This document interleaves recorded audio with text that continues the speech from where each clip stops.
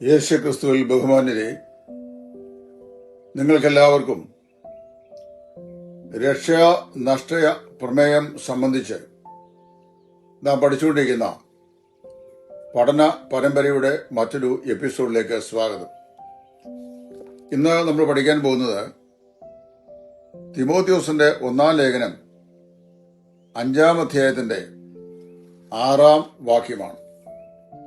1 Timothy 5-ാം അധ്യായം 6-ാമത്തെ വാക്യം. ആ വാക്യത്തിൽ ഇങ്ങനെ വായിക്കുന്നു: കാമുകിയായവളോ ജീവിച്ചിരിക്കയിൽ തന്നെ ചത്തവൾ. അവൾ ചത്തവളാണ് എന്ന് പറയുന്നതിനാൽ അവളുടെ രക്ഷ ജീവിച്ചിരിക്കുമ്പോൾ തന്നെ നഷ്ടപ്പെട്ടു പോയി എന്നാണ് ദുർവ്യാഖ്യാനം ചെയ്യപ്പെടുന്നത്. ഈ വചനഭാഗം വിശുദ്ധ തിരുവെഴുത്തുകളുടെ പശ്ചാത്തല അടിസ്ഥാനത്തിൽ ഒന്ന് വ്യാഖ്യാനിക്കേണ്ടത് അത്യന്തം ആവശ്യമാണ്. അതുകൊണ്ട് തന്നെ ആ നിലയിൽ ഇത് വ്യാഖ്യാനിക്കുവാൻ കർത്താവിൽ ഞാൻ ആഗ്രഹിക്കുകയാണ്. അപ്പൊ ഈ വിഷയ പഠനത്തിൽ പല ആളുകളും ഇതിന്റെ എപ്പിസോഡുകൾ താമസിക്കുമ്പോൾ എന്തുകൊണ്ട് ഇത് താമസിക്കുന്നു, അടുത്തയില്ലേ എന്നൊക്കെ ചോദിക്കാറുണ്ട്. ഇത് നമ്മളിങ്ങനെ ക്രമബദ്ധമായി പറയുകയും പഠിപ്പിക്കുകയും ചെയ്യുന്നത് പത്യോപദേശത്തിന് ഒത്തവണ്ണം നമ്മൾ ദൈവ വചനത്തെ വായിക്കുകയും ധ്യാനിക്കുകയും പഠിക്കുകയും ചെയ്യുന്നതിന് വേണ്ടിയാണ്. എന്നെ ദൈവം ഏൽപ്പിച്ചിരിക്കുന്ന ഒരു ദൗത്യം എന്ന് പറയുന്നത് യാതൊരു മുഖപക്ഷവും കൂടാതെ, ഏതെങ്കിലും ഒരു സഭയോടുള്ള ബയാസ് ഇല്ലാതെ ദൈവവചനത്തെ അതിൽ തന്നെ സ്വതന്ത്രമായ നിലയിൽ വ്യാഖ്യാനിക്കുക, പഠിക്കുക, പഠിപ്പിക്കുക എന്നുള്ള ദൗത്യമാണ്. ഇതിന്റെ വിശദീകരണം ഞാൻ പറയാം. കാമുകിയായവളോ ജീവിച്ചിരിക്കെ തന്നെ ചത്തവൾ എന്ന് പറയുന്നതിന്റെ വിശദീകരണം, ഈ ലേഖനം തിമോത്തിയോസിന്റെ 1-2 ലേഖനങ്ങൾ പൗലോസിന്റെ ഇടയ ലേഖനങ്ങളിൽപ്പെട്ട ലേഖനങ്ങളാണ്. ഈ ഇടയ ലേഖനത്തിലെ സഭയുടെ അകത്തെ കാര്യങ്ങളുടെ ക്രമീകരണം സംബന്ധിച്ചാണ് അപ്പോസ്തലൻ പറയുന്നത്. പ്രത്യേകിച്ച് തിമോത്തിയോസ് യുവാവാണ്, അവനെ ശുശ്രൂഷ ഫലമേൽപ്പിക്കുകയാണ്. അങ്ങനെ ശുശ്രൂഷ ഫലമേൽപ്പിച്ച് ആ വലിയ ഉത്തരവാദിത്വം സംബന്ധിച്ച് അവനോട് വിവരിക്കുമ്പോൾ പുരുഷന്മാർ, സ്ത്രീകൾ, അധ്യക്ഷന്മാർ, ശുശ്രൂഷകന്മാർ ഇവർക്കെല്ലാം സഭയ്ക്ക് അകത്തുള്ള കടമകള്, കർത്തവ്യങ്ങള്, പെരുമാറ്റങ്ങള്, അവരുടെ സ്വഭാവ സവിശേഷതകള്, അവരുടെ ജീവിത ലക്ഷ്യങ്ങള്, ശുശ്രൂഷയുടെ വൈവിധ്യത, ഈ കാര്യങ്ങളെ സംബന്ധിച്ച് അപ്പോസ്തലൻ പറഞ്ഞു കൊടുക്കുകയാണ്. അങ്ങനെ പറഞ്ഞു കൊടുക്കുമ്പോൾ ഈ രക്ഷിക്കപ്പെട്ടവരായി പ്രാദേശിക സഭയിലുള്ള വിധവമാരുടെ കാര്യം കൂടി പറയുന്നുണ്ട്. അതിൽ 2 കൂട്ടം വിധവമാരെയാണ് ഇവിടെ എടുത്തു പറഞ്ഞിട്ടുള്ളത്. ഒന്ന്, രക്ഷിക്കപ്പെട്ടവർ, സഭാ കൂട്ടായ്മയുള്ളവർ, വിധവമാരായി തീർന്നവർ, 60 വയസ്സിന് മേലുള്ളവർ. അവർ എന്ത് ചെയ്യട്ടെ? മക്കളെയും മറ്റും വളർത്തട്ടെ, അവർക്ക് ആവശ്യമായ ശുശ്രൂഷ ചെയ്യട്ടെ. ദൈവസഭയിലെ ശുശ്രൂഷകന്മാരുടെ ആവശ്യങ്ങൾ എന്ന് പറഞ്ഞു കഴിഞ്ഞാൽ അവരുടെ ഭൗതിക ആവശ്യങ്ങൾ ഒക്കെ അവർക്ക് യോഗ്യമായ ശുശ്രൂഷ ചെയ്യട്ടെ. എന്നാൽ 60 വയസ്സിന് താഴെയുള്ള വിധവമാരെ സംബന്ധിച്ച് പറയുമ്പോൾ അവരെ കാമുകികൾ എന്ന് പറയുന്ന ശ്രേണിയിലാണ് ഉൾപ്പെടുത്തിയിരിക്കുന്നത്. ഇവിടെ കാമുകി എന്നുള്ള പദപ്രയോഗമാണ് എനിക്ക് തോന്നുന്നു അല്പം അഭിപ്രായ വ്യത്യാസം ഉണ്ടാകുവാൻ കാരണമായി ചില ആളുകളുടെ മനസ്സിലുള്ളത്. കാമുകി എന്ന് പറയുന്നത് അവളൊരു പ്രോസ്റ്റിറ്റ്യൂട്ടാണ് അല്ലെങ്കിൽ വേശ്യയാണ് എന്നുള്ള അർത്ഥമില്ല. അങ്ങനെ പൗലോസ് ചിന്തിച്ചിട്ട് പോലുമില്ല.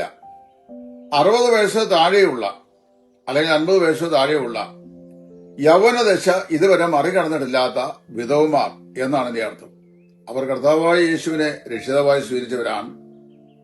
അവർ സഭയുടെ അംഗങ്ങളാണ്, സഭാ കൂട്ടായ്മയിൽ സജീവമായി സഹകരിക്കുന്ന ആളുകളാണ്. എന്നാൽ അങ്ങനെയുള്ള ഈ ആളുകൾ അവരെ എന്ത് ചെയ്യുന്നു?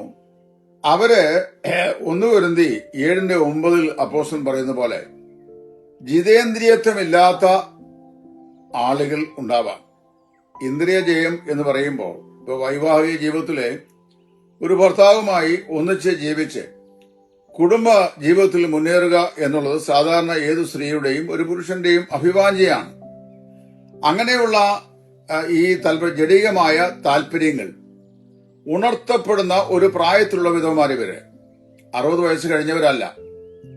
അപ്പൊ അങ്ങനെയുള്ള ആളുകൾ ഇന്ദ്രിയ ജയം ഇല്ലാത്തവരായി, അതായത് ജിതേന്ദ്രിയത്വം ഇല്ലാത്തവളായി അഴലുന്ന ഒരു സ്ഥിതി ഉണ്ടാവും. അപ്പോ അവരെ പൗലൂസനെ പറഞ്ഞിട്ടുണ്ടല്ലോ, ഈ ഇന്ദ്രിയജയം ഇല്ലാത്തതായ ഇത്തരം കാമുകികൾ അല്ലെങ്കിൽ വിധവമാർ അവർ കർത്താവിന് വിരോധമായി പുളച്ചു മതിച്ച് വിവാഹത്തെക്കുറിച്ച് ചിന്തിക്കാൻ ഉള്ള സാധ്യതയുമുണ്ട്. അപ്പൊ അവരെ സംബന്ധിച്ച് അവരുടെ നൈസർഗികമായിരിക്കുന്ന ജീവിതത്തിന് വേണ്ടി, ജീവിത ആവശ്യങ്ങൾക്ക് വേണ്ടി ഒരു ഭർത്തൃബന്ധം അല്ലെങ്കിൽ ഒരു കുടുംബബന്ധം ഉണ്ടായെങ്കിൽ നന്നായിരുന്നു എന്ന് ചിന്തിക്കുകയും ആ നിലയിൽ ചിന്ത മുമ്പോട്ട് കൊണ്ടുപോവുകയും ചെയ്യുന്ന ആളുകളാണ്. അങ്ങനെയുള്ള സാഹചര്യങ്ങളിൽ അവരുടെ മനസ്സിന്റെ ഏകാഗ്രത ക്രിസ്തുവിനോടുള്ള ഏകാഗ്രതയിൽ നിന്ന് മാറി അഴലുന്ന ഒരു പ്രകൃതിയിലേക്ക് പോകുവാൻ ഇടയാകും. അങ്ങനെയുള്ള വെറുതെയായിട്ട് അവർ വിവാഹം കഴിച്ച് മുന്നോട്ട് പോകണം എന്നാണ് പൗലോസ് നിർദ്ദേശിക്കുന്നത്. ജിതേന്ദ്രിയത്വമില്ലാത്ത 60 വയസ്സിന് താഴെയുള്ള യൗവനക്കാരികളായ വിധവമാർ അവരെ വിവാഹം ചെയ്ത് കുടുംബസ്ഥരായി ജീവിച്ച് മുന്നോട്ട് പോകണം എന്നുള്ള ഒരു നിർദ്ദേശം പൗലോസ് നൽകുകയാണ്. എന്നാൽ 60 വയസ്സിന് മേലുള്ള വിധവമാരെ അവരെന്ത് ചെയ്യണം? അവരെ കുഞ്ഞുങ്ങളെ വളർത്തണം, പിന്നെ മറ്റുള്ള വിധവമാരുടെ ആവശ്യങ്ങളിൽ ശുശ്രൂഷ ചെയ്യണം, സഭയിലെ ഭൗതികമായ ശുശ്രൂഷകൾ അവർക്ക് ചെയ്യാവുന്ന പരിധിക്കുള്ളിൽ നിന്ന് അവരതൊക്കെ ചെയ്യണം എന്ന് പറയുകയാണ്.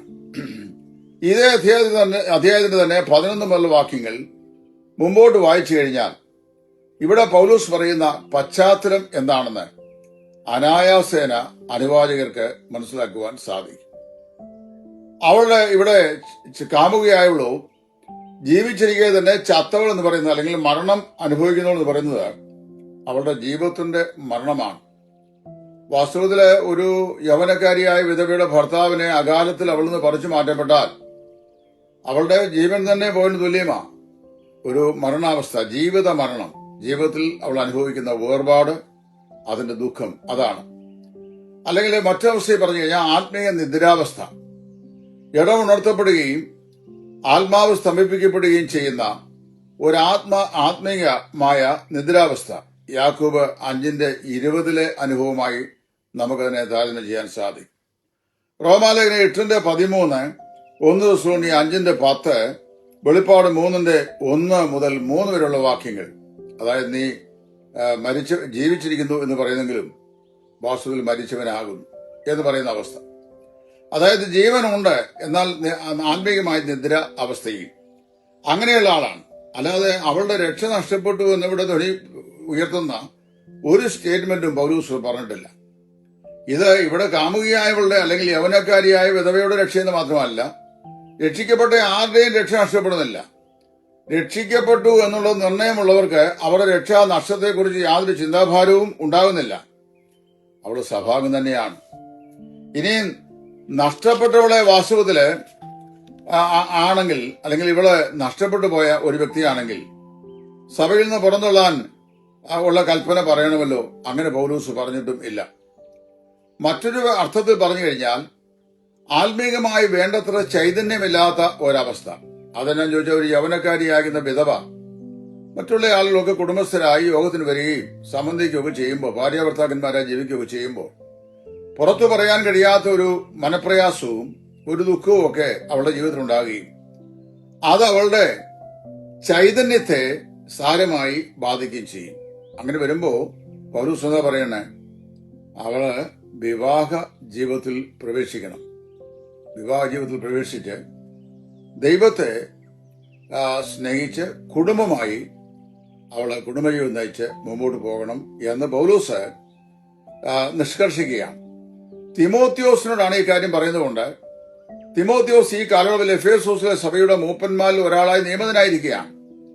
അപ്പൊ ആ സഭയിലെ വിശ്വാസികൾ, പ്രത്യേകിച്ച് വിധവമാരാകുന്ന ആളുകളോട് ഈ വക ഉപദേശ വിഷയങ്ങളെ സംബന്ധിച്ച് പറയാനുള്ള ഒരു ധാർമ്മികമായ ഉത്തരവാദിത്വം തിമോത്തിയോസിന് നിക്ഷിപ്തമാണെന്നും ഈ പൗലോസ് പറഞ്ഞു വരുന്ന ഈ പ്രത്യേക വിഷയം സംബന്ധിച്ച് തിമോത്തിയോസിന് വേണ്ടത്ര പരിജ്ഞാനത്തോടെ അറിവ് ഇല്ലായെങ്കിൽ അവനത് മനസ്സിലാക്കി അവരെ ആ നിലയിൽ പ്രായോഗിക തലത്തിൽ പ്രയോജനപ്പെടുത്തണം എന്നുമാണ് ഈ പറയുന്ന വാക്യത്തിന്റെ സാരം. അല്ലാതെ യൗവനക്കാരിയാകുന്ന വിധവ രക്ഷിക്കപ്പെടാത്തവളാണെന്നും അല്ലെങ്കിൽ അവർ രക്ഷിക്കപ്പെട്ടതാണെങ്കിലും അവളുടെ രക്ഷ നഷ്ടപ്പെട്ടു പോകുന്നും അല്ല ഈ വാക്യം കൊണ്ട് പൗലോസ് അർത്ഥമാക്കിയത് എന്ന് ഈ വാക്യവും അതിന്റെ ഇമ്മീഡിയറ്റ് പശ്ചാത്തലവും വായിക്കുന്ന ഏതൊരു വ്യക്തിക്കും അനായാസേന മനസ്സിലാക്കുവാനായിട്ട് സാധിക്കും.